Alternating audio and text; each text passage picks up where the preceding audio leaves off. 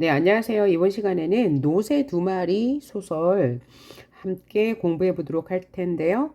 본문 전체를 살펴보진 않고요. 시험에 나올 만한 핵심적인 내용만 살펴보는 시간으로 할게요.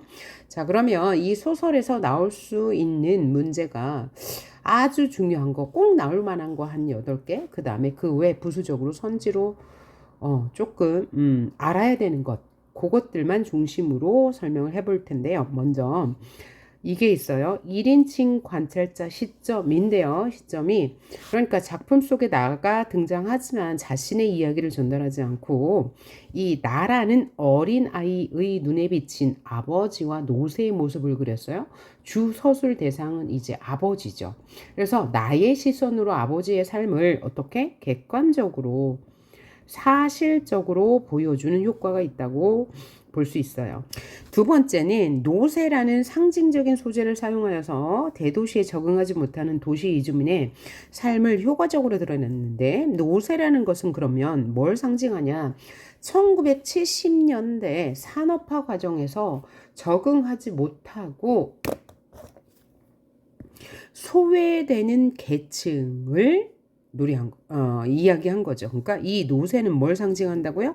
1970년대 산업화되는 과정에서 산업화에 적응하지 못하고 소외되는 존재를 상징한다. 그리고 이 노새는 실제 우리 집에서 기르는 노새, 그 다음에 아버지를 또 동일시해서 봤어요. 아버지와 노새를 동일시해서 봤다. 어떤 면에서 1970년대에 적응하지 못하고 소외됐다는 면에서, 그리고 1970년대는 특히 뭐가 심해요? 빈부격차가 심해 있는데 소외계층, 즉 변두리에 살고 있는 우리 집안의 모습을 아주 사실적으로 보여주었죠. 사실적으로 보여준다는 것은 있는 그대로의 삶의 모습을 보여준다는 거죠.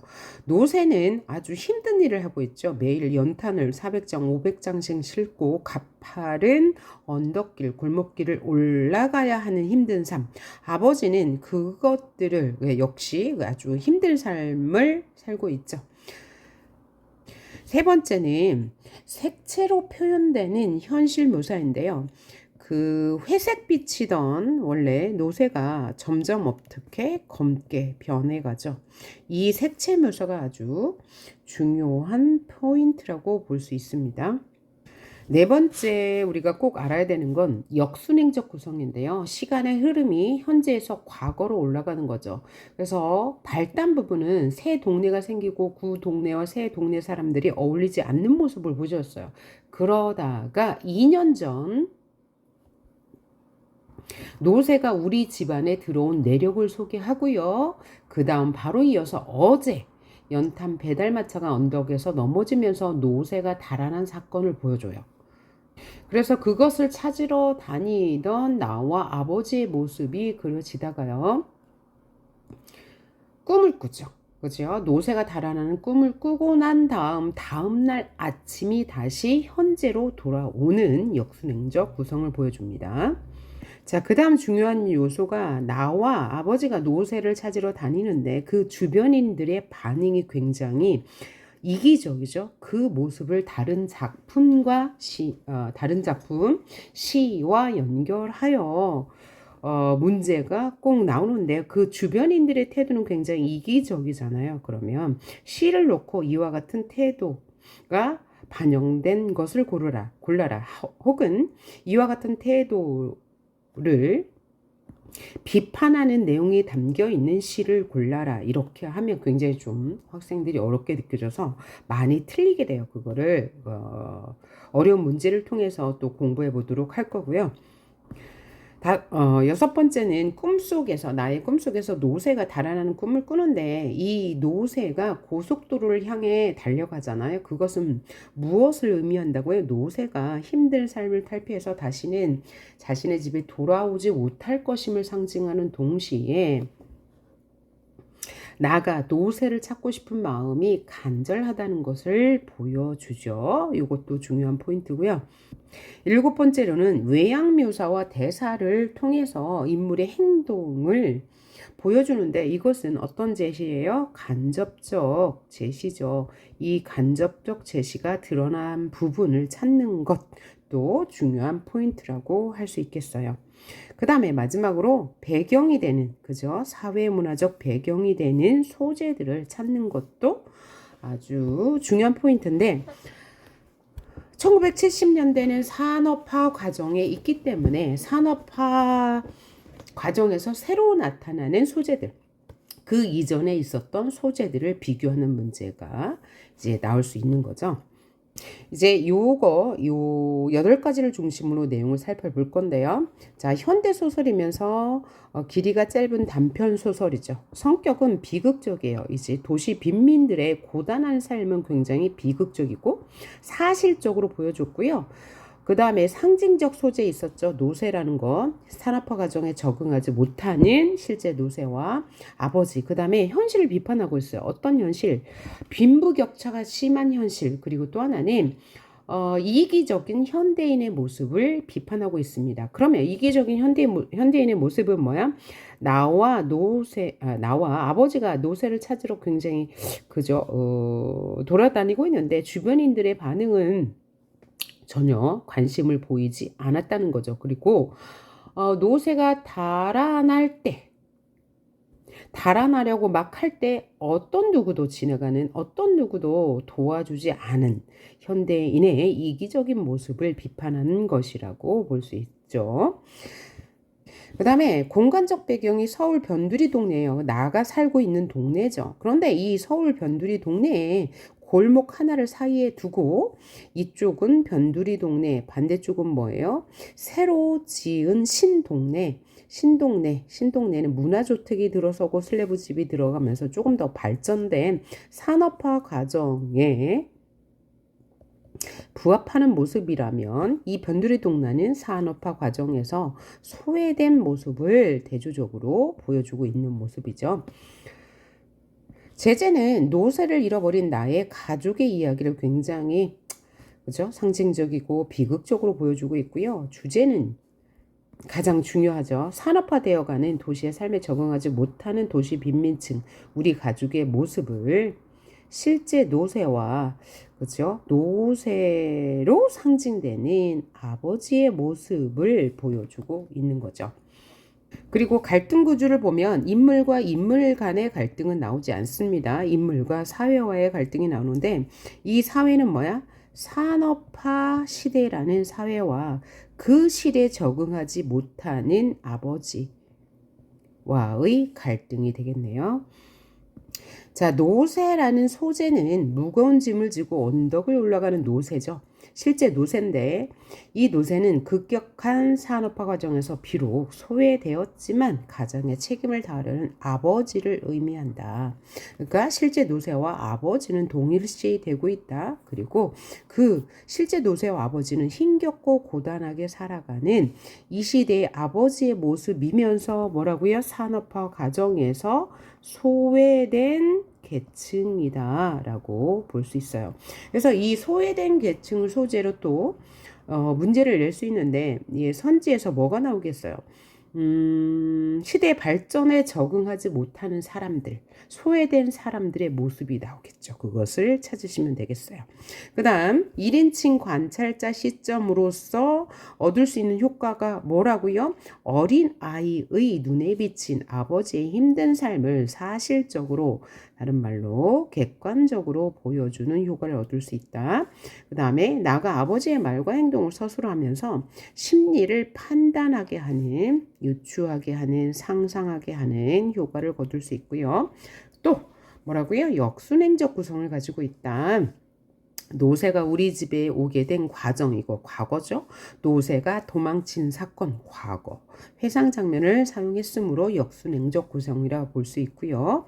자, 주제는 급변화하는 시대에 적응하지 못하는 도시 빈민의 고단한 삶을 사실적으로 보여주고 있다. 1970년대 서울 변두리가 배경이라는 것을 꼭 아셔야 돼요. 왜냐하면 고난도 문제에서는 1970년대를 소재로 한 시 작품이 나올 수 있어요.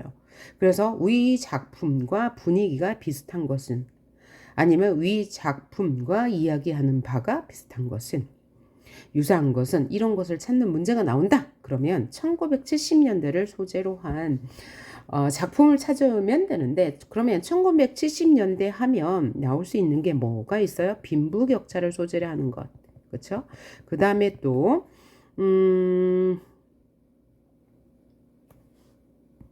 이촌향도 현상을 소재로 하는 것, 또 환경파괴, 자연파괴, 환경파괴를 소재로 한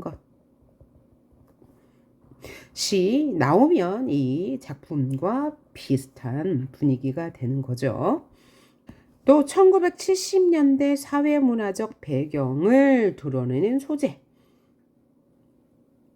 는 뭐가 있을까요? 마차, 연탄, 새끼줄, 문화주택, 슬래브집, 판잣집, 노새, 마차, 환타, 미란다, 퍼머스트, 아이스크림, 슈샤인보 이런 것들은 오늘날엔 볼 수 없는 것이니까 1970년대임을 알 수 있는 소재가 되겠고요. 또 하나 소재를 비교하는 문제에서 산업화 과정에서 등장하는 소재를 찾으라고도 할 수 있습니다. 그러면 자동차, 이륜차, 택시, 비행기 이런 게 되겠죠. 산업화 과정에 적응한 것, 그렇죠? 산업화 과정에 등장한 소재고, 그럼 반대로 산업화에 적응하지 못하는 소재는 바로 뭐가 될 거예요? 마차, 그 다음에 노새, 이런 소재가 될 수 있겠죠. 이것도 중요한 포인트고요. 달리 얘기하면 산업화라는 시대 변화에 적응하지 못하는 구시대적 산물로 노새가 그려지고 있죠. 반면에 자동차, 비행기, 헬리콥터, 자전거는 산업화로 인한 산물이라고 볼 수 있는 거예요. 자, 다음 중요한 게 또 뭐였냐면 소설에서는 항상 나오는 문제죠. 특히 역순행적 구성일 때 자주 등장하는 문제가 가나다나 마바사 이렇게 지문을 주고 시간의 흐름에 따른 배열을 맞게 골라라. 혹은 이야기 진행 순서대로 맞게 배열된 것을 골라라. 이런 문제가 꼭 나오죠. 자, 그것을 익히기 위해서는 내용을 이제 본인이 머리에서 다 그리고 있어야 됩니다. 그래서 그것을 시험을 통해서도 볼 거고요. 일단 여기에서는 발단, 전개, 위기 결정, 결말에 따른, 즉 이야기의 흐름에 따른 구성과 그 다음에 시간의 흐름에 따른 구성을 함께 살펴보도록 할게요. 자, 발단 부분 이야기에서 처음 부분에 이게 나오죠. 새 동네가 생기고 그 동네와 새 동네 사람들이 서로 전혀 어울리지 않는 모습이 나와요. 이것은 현재의 모습이죠. 그리고 2년 전 노새가 우리 집에 온 내력을 소개합니다. 이게 과거 2년 전 모습이에요. 그리고 나서 그 노새가 오늘 우리 집에 없다 하면서 어제 노새가 달아난 사건을 보여줘요. 그 다음 위기 부분에서는 노새가 소동을 벌이다 달아난 꿈을 꾼다가 아버지와 함께 노새를 다음날 아침 찾으러 가는 장면이 나오죠.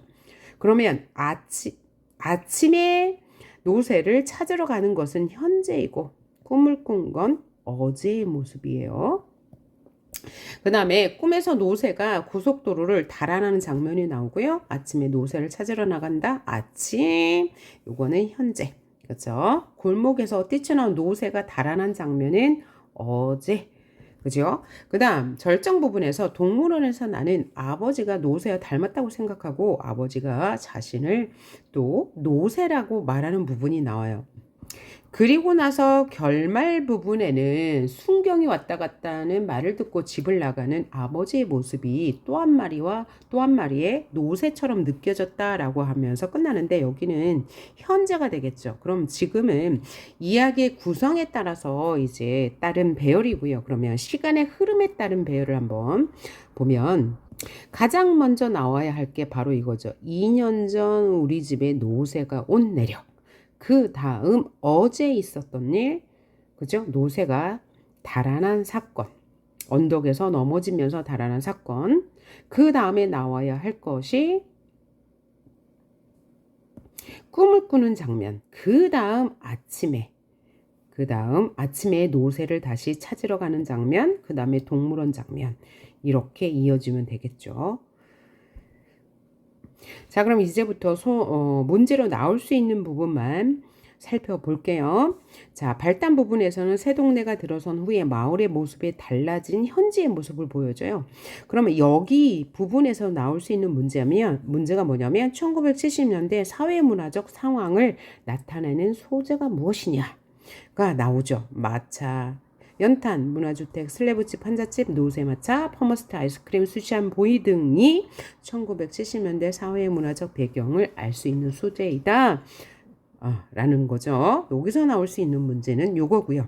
그 다음에 두 번째로는 이 발단 부분에서 구동네와 새 동네의 모습을 대조하는 문제. 구동네 모습은 육체 노동에 종사하는 사람들이 주로 살기 때문에 가난하죠. 새 동네의 모습은 넉넉해요.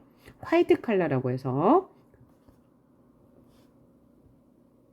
육체 노동이 아닌 정신 노동에 종사하는 사람들이 사는 동네죠. 그래서 육체 노동에 종사하는 사람들이 사는 이 구동네는 단절이 되어 있어요. 뭘 하나 사이에 두고요. 골목을 하나 사이에 두고 단절이라는 것은 뭡니까? 소통이 없다. 서로 교류하지 않는다는 거죠. 자, 구동네의 모습은 닥지닥지 달라붙은 판잣집인 반면에 새 동네, 신동네의 모습은 문화주택으로 불리면서 2층 슬래브집을 하고 있죠. 그 다음에 구동네는 구멍가게에서 연탄 두서너 장씩 사가는 반면에 새 동네는 연탄을 어떻게 하겠어요? 한 번에 300장 이상을 한꺼번에 들여놓는 거겠죠. 그 다음에 구동네는 가게 물건들이 먼지가 뽀얗게 앉아있는 반면에 새 동네 구멍가게는 다양한 물건들이 진열된 모습을 볼 수 있어요. 그리고 구동네에는 우유배달부나 신문배달부, 수시한 보이가 나타나지 않지만 새 동네엔 나타나죠. 그 다음에 구동네에는 청소부 아저씨들이 오지 않아요. 쓰레기차가 오지 않습니다. 그러나 새 동네가 생기자 청소부들이 골목 안까지 들어와서 쓰레기를 치우고 새 동네가 생기자 우유 배달부도 들어오고요. 신문 배달부도 들어오고 수시한 보이까지 들어오게 되는 거죠. 구동네와 신동네의 차이점 꼭 알아두셔야 되고요. 가파른 골목길의 상징적인 의미를 알아야 돼요. 자, 실질적인 노새는 이 가파른 골목길을 오르내리면서 연탄 배달을 하죠. 아버지 역시 이 가파른 골목길을 넘어야 연탄 배달을 할 수 있습니다. 그죠? 그래서 이 가파른 골목길은 힘겨운 삶의 공간이다. 아버지의 삶이 숨탄치 않을 것을 암시하는 공간이다. 뒷부분에 노새가 도망치는 사건 전개에 중요한 역할을 했죠. 여기에서 노새가 달아났기 때문입니다. 그리고 변두리 동네는 1970년대 개발과 성장에서 소외된 지역임을 알 수 있죠. 사회문화적 배경을 알려주는 역할을 합니다. 그리고 3년 전부터 새 동네가 생기기 시작했잖아요. 그런데 누구도 겉으로 새 동네가 생긴 것을 반가움의 표시를 하지는 않지만 내심 좋아하고 있어요. 아버지 역시 그렇죠. 새 동네가 생기니까 일감이 많이 증가해서 그렇죠? 먼 동네까지 배달을 다니지 않아도 돼요. 일감이 많이 증가했다는 것은 소득이 높아진다는 거죠. 구멍가게 아저씨도 역시 새 동네가 생겨서 다양한 물건들을 들여놓죠. 그 다음에 슈샤인 보인도 오고요. 우유 배달부도 오고 이렇게 됨으로써 새 동네 형성을 구동네 사람들은 모두 반기고 있다는 거죠. 그러나 그것을 겉으로 내색하지는 않았죠. 전개 부분에서는 2년 전에 노새가 우리 집에 들어오게 된 내력과 노새가 어제 달아난 일에 대해서 보여주는데요. 이 부분에서는 이것이 또 포인트라고 할 수 있어요. 첫째, 노새에 대한 동네 사람들의 반응 그리고 노새를 돌보는 일을 맡은 나의 모습을 출제할 수 있는데요. 구동네 사람들은 노새를 일상적으로 보아왔기 때문에 신기해하거나 반기거나 혹은 예뻐하지 않죠. 그래서 함부로 대하면서 못마땅하게 여겨요. 왜냐하면 노새를 같은 생활 공동체 안에서 활동하는 존재로 보았기 때문이에요. 그러나 새동네 사람들은 노새를 볼 기회가 많지 않았겠죠. 그래서 노새를 신기해하면서 호기심과 관심을 표현합니다. 생활 공간에서 찾아보기 힘든 새롭고 그죠? 신기한 존재였기 때문이에요. 즉 생활 환경이 다르기 때문에 노새에 대한 관심 태도가 달랐던 거죠. 그리고 또 하나, 구동네 사람들은 노새가 어쩌다가 길거리에서 오줌을 싸게 되면 뭐라고 말해요? 아우 더러워 더러워 이렇게 말하잖아요. 그런데 서술자인 나인 뭐라고 말해요? 그들은 정작 수채구녕에다가 오줌을 싸는데 그런 사람들이 오히려 노새를 나무라는 모습에 대해서 약간 반감을 갖게 되죠. 그렇죠? 자신들도 잘못하면서 노새가 한번 거리에다 오줌을 싸면 뭐라고 하면서 엉덩이 볼길짝을 때린다던가 이런 행동을 하잖아요. 그런 행동은 자신의 잘못은 채 느끼지도 못하면서 다른 사람의 잘못을 지적하는 거죠. 아이들 역시 노새를 대하는 태도가 달랐는데요. 새 동네 아이들은 역시 신기한 대상이기 때문에 노새를 좋아하죠. 그리고 그들은 공차기나 배드민턴을 해요. 그러니까 기구놀이를 한단 말이죠. 왜요? 구 동네에 비해서는 조금 경제적으로 넉넉하기 때문이죠. 그리고 그들은 집안에서만 놀고 저희들끼리만 어울립니다. 밖으로 나오게 되면 구동네 아이들과 어울리게 되는데 굳이 그렇지 않고 피했다는 이야기가 되겠지요. 신동네 아이들은, 새동네 아이들은 구동네 아이들을 피했습니다. 그 다음에 텃세를 부리지 않았다는 것도 새동네 아이들의 특징입니다. 반면에 구동네 아이들은 어떻게 놀았겠어요? 그쵸? 기구놀이를 하지 않고 그죠? 기구놀이 이런 거, 공놀이, 배드민턴 놀이 하지 않고 술래잡기를 하거나 이런 놀이를 하고 하루 종일 밖에서 놀았죠. 그죠? 하루 종일 밖에서 놀았습니다. 그 다음에 노새를 대하는데 조금 함부로 대했다는 것도 차이점이 되겠어요. 그리고 노새를 대할 때 새동네 아이들은 그렇죠? 칭찬을 하거나 놀랐지만 구동네 아이들은 엉덩이를 툭툭 치거나 꼬챙이 같은 걸로 건드렸어요. 그리고 머리를 쓰다듬는 척 하면서 콧장 등을 한 대씩 지어박는 행동을 보였어요. 왜요? 익숙한 대상이기 때문이네. 친숙한 대상이기 때문이죠. 구동네 아이들은 신기해서 그죠? 신기해서 이런 행동을 보였겠죠. 그래서 나라는 서술자를 새동네 아이들을 긍정적으로 생각하게 되었던 거예요. 나의 노새에 대해서 놀라거나 칭찬을 했기 때문이죠.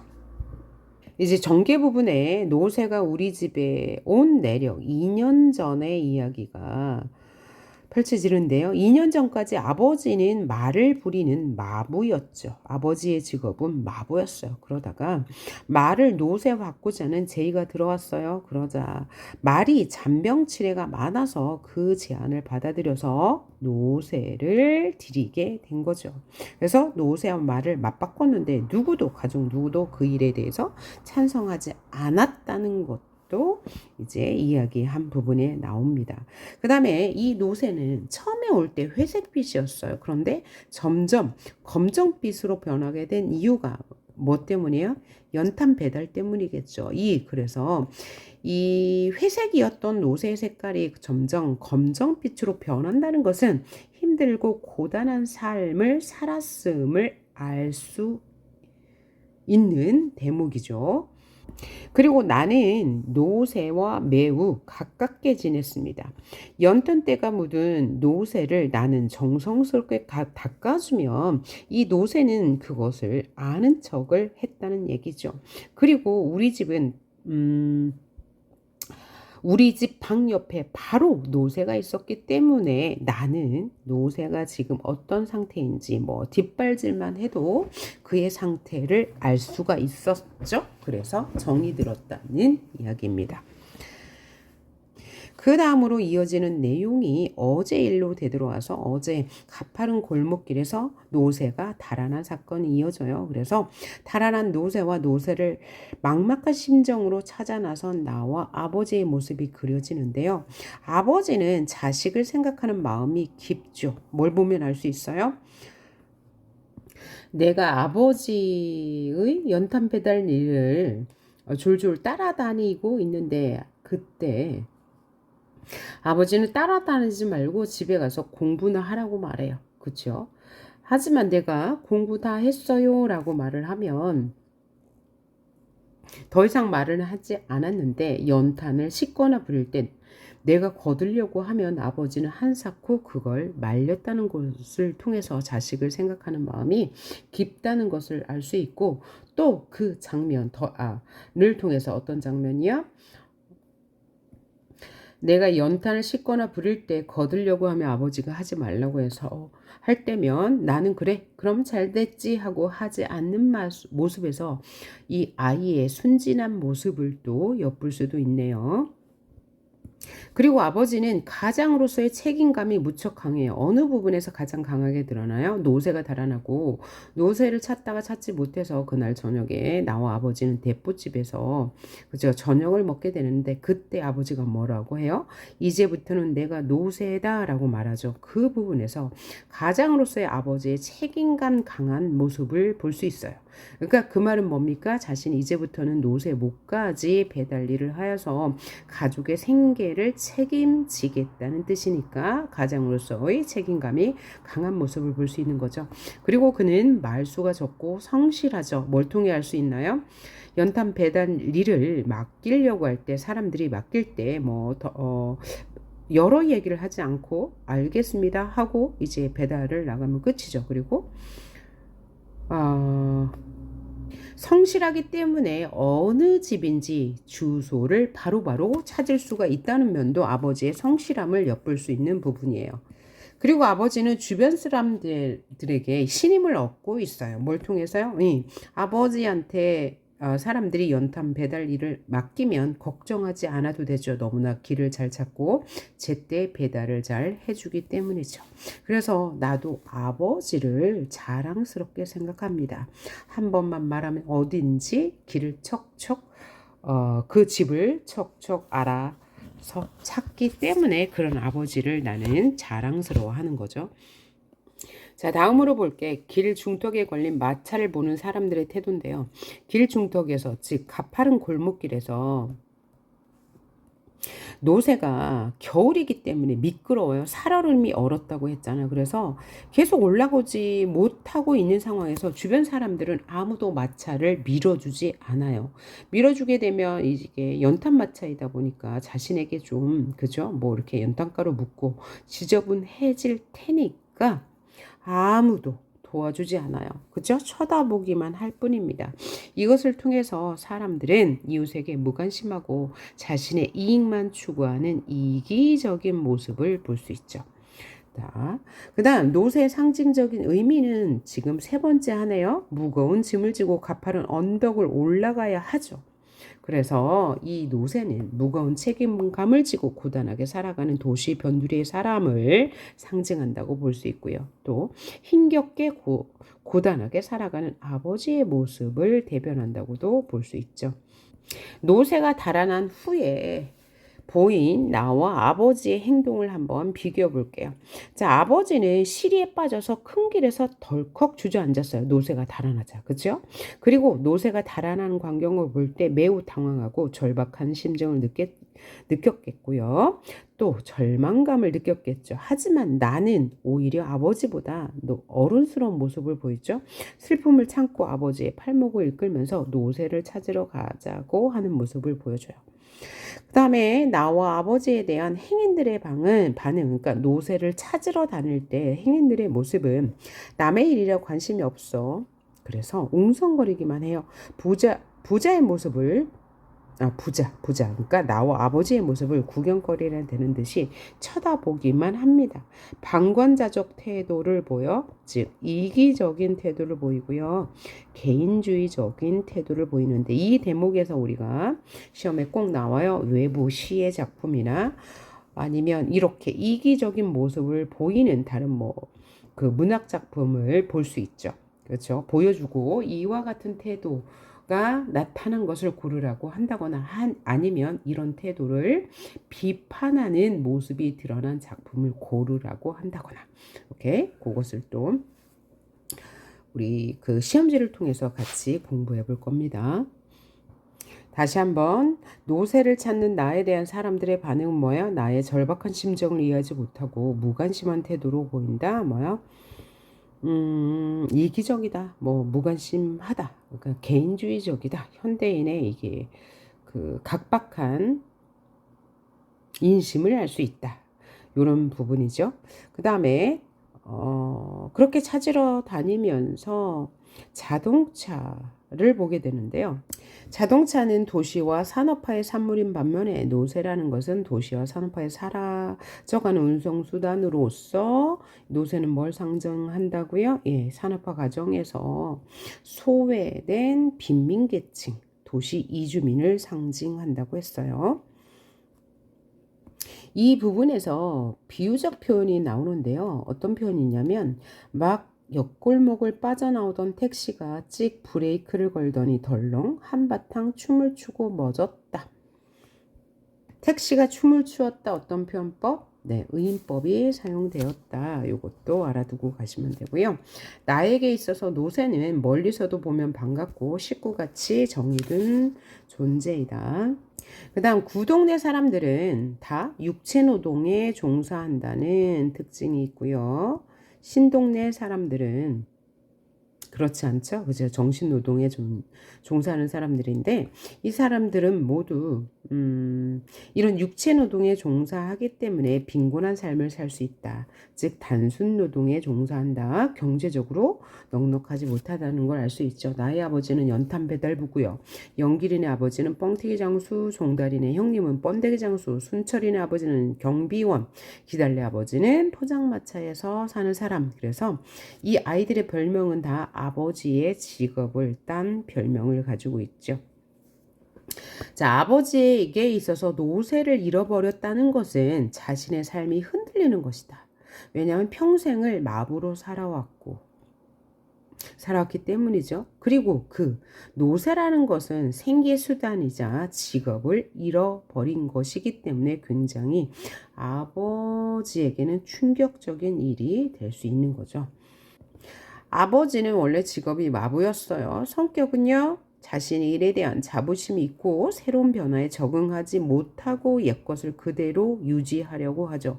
변화에 적응하지 못해요. 그러면서 시대의 변화에 뒤처지는 것에 기죽지 않으려고 자존심이 강해요. 그래서 어떤 말을 하나요? 아니, 석유 한 방울 나오지 않는 나라에서 자동차만 많으면 뭘 해? 라고 말하는 부분에서 아버지의 자존심 강한 성격을 알 수 있죠. 기죽지 않으려고 한 말이에요. 사실 3륜차가 막 나오고 있었죠. 운송 수단으로. 그런데 아버지는 형편이 되지 않기 때문에, 못하기 때문에 3륜차를 못 사는 거죠. 그래서 마부의 일에 대해서 위협을 느낌에도 불구하고 자존심을 세우기 위해 한 말이죠. 그래서 그의 자존심을 알 수 있죠. 그렇게 헤매다가 집으로 들어가서 잠을 자게 되는데 그날 밤에 나가 꿈을 꾸게 되죠. 바로 노새를 찾고 싶은 절박한 심정이 꿈으로 나타난 것이라고 볼 수 있고요. 그리고 그 꿈에서 노새 이동 경로를 굉장히 시각적으로 구체적으로 보여주는데요. 처음에 노새는 골목으로 들어갔다가 그 다음에 큰 길로 갔다가 횡단보도를 지나 번화가 큰 시장 한강다리를 넘어 고속도로로 달아나는 장면이 나타나요. 그렇죠? 이를 통해서 현실 상황에서 노새를 관찰하고 상황을 파악할 수 없는 한계를 극복하는 효과를 얻을 수 있고요. 노새로 말미암아 일어난 소동을 생동감 있게 또 구체적으로 서술했음을 알 수 있고요. 노새를 찾고자 하는 간절한 나의 심리를 간접적으로 드러내주는 효과가 있고요. 뒤에 벌어질 일을 암시하는 효과가 있어요. 그럼 뒤에 어떤 일이 벌어질 줄을 암시하는 건가요? 결국 노새를 찾지 못할 것임을 암시하죠. 그죠?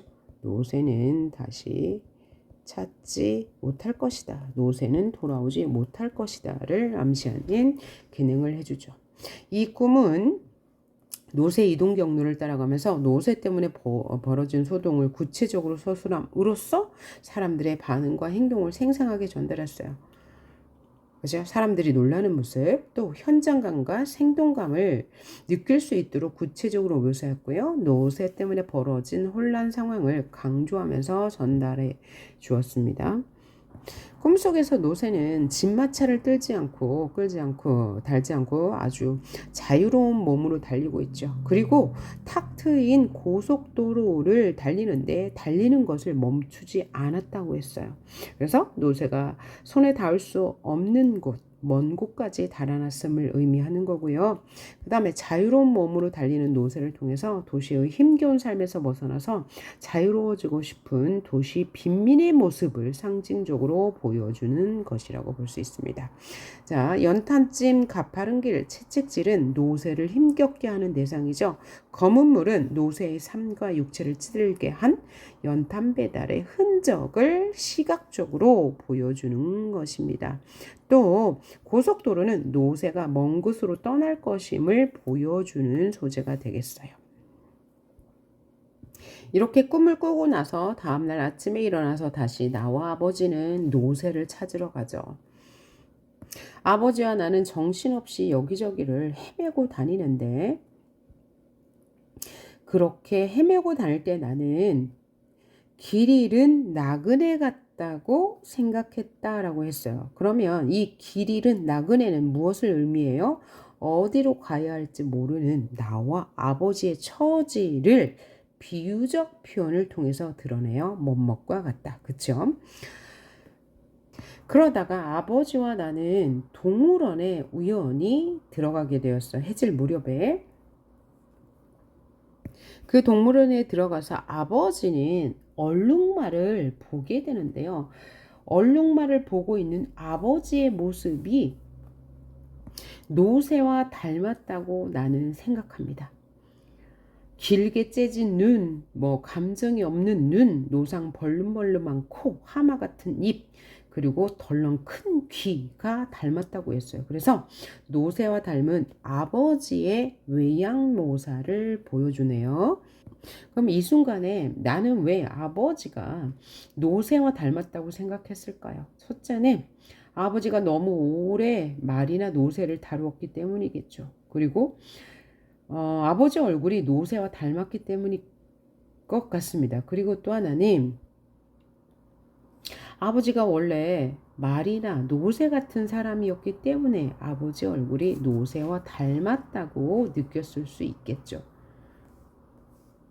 그리고 가장 중요한 것은 노새와 아버지는 산업화 과정, 도시화 과정에서 어울리지 못하고 쇠되고 뒤처지는 사람들이었기 때문에 아버지와 노새가 닮았다고 생각했습니다.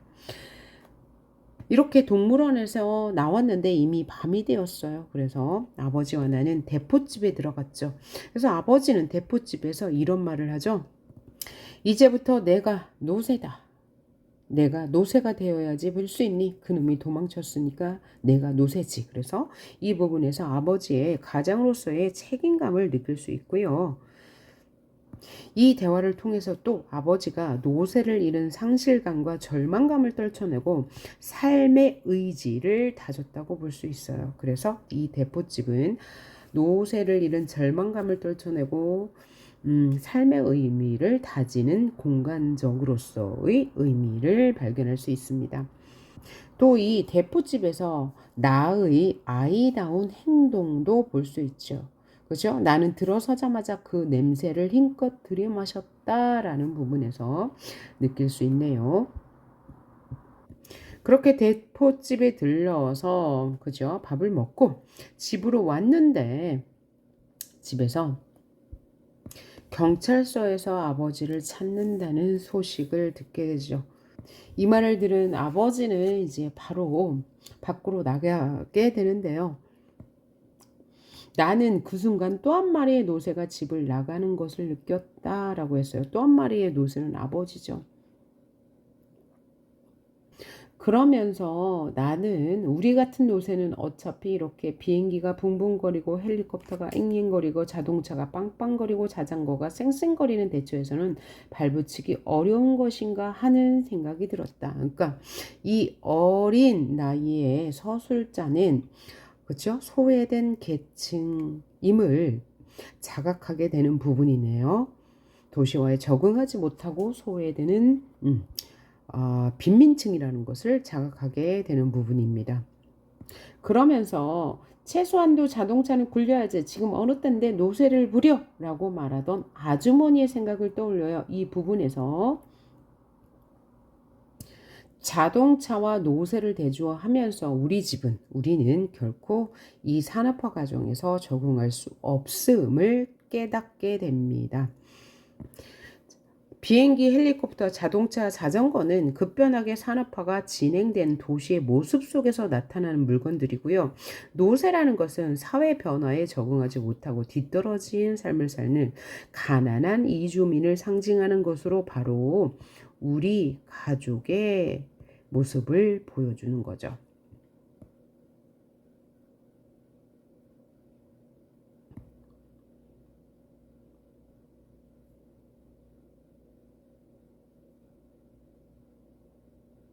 개인주의적이고 이기적인 모습이 드러난 시어나 문학 작품을 놓고 그 다음에 이 작품에 밑줄 그어놓고 비슷한 삶의 태도 혹은 그 본문에 나타난 삶의 태도를 비판하는 작품을 연결하는 문제가 가장 어려운 문제가 될 텐데요.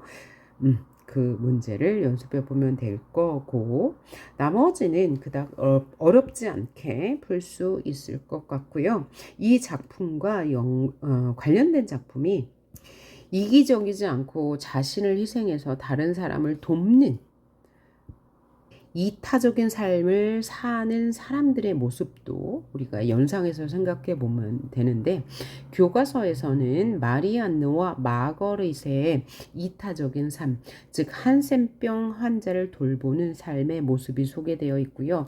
또 하나는 훈민가라는 작품인데요. 시조죠. 이 시조는 총 15수로 되어 있어요. 그 중에서 각각의 수마다 주제를 담고 있는데 효도를 담은 내용이 있고 그 다음에 형제간의 우애를 담은 거, 신하간의 도리, 또 부부간의 존중, 남녀간의 도리, 그 다음에 상부상조 이런 게 나오는데 이 작품과 연결된 것은 뭐가 나오겠어요? 상부상조요. 그렇죠? 이웃의 일을 서로 나누어 하고 이웃끼리 사이좋게 지내는 상부상조의 모습이 관련 작품으로 나올 수 있습니다. 또 사회적 약자, 다시 말해서 소외계층을 돕는 사례도 나오겠죠. 이 노새 두 마리에서는 이웃들을 돌보지 않고 무관심한 이기적인 현대인의 모습이 나왔다면 그것과 반대되는 훈민가에 나타난 상부상조하는 모습, 그 다음에 신문에 나타난 이제 이 어려운 이웃들, 소외된 계층을 돕는 사례, 또 시각자를 통해서 보여주는 한센병 환자를 돕는 마리안느와 마거릿의 삶의 사례를 비교 대조하는 모습이 함께 나올 거예요. 자, 긴 시간 해설을 들어주셔서 감사합니다. 화이팅 합시다.